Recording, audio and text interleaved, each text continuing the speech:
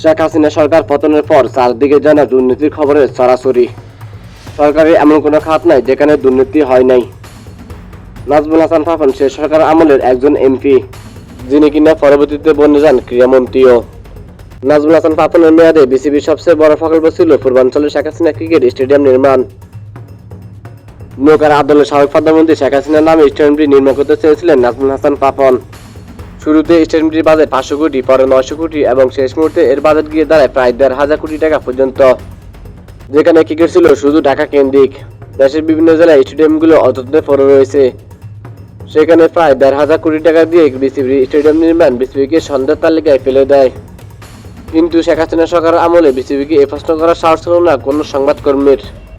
শেখ হাসিনা সরকার পতনের পর একটি সূত্রে জানা যায়, বিসিবির এই প্রকল্প বাস্তবায়ন হলে প্রায় 700 থেকে 800 কোটি টাকা ফাঁসা করতে পারতেন নাজমুল হাসান পাপন। এখন দেখার অপেক্ষায় বর্তমান বিসিবি সভাপতি ফারুক আহমেদ কত কোটি টাকা দিয়ে এই প্রকল্প বাস্তবায়ন করেন।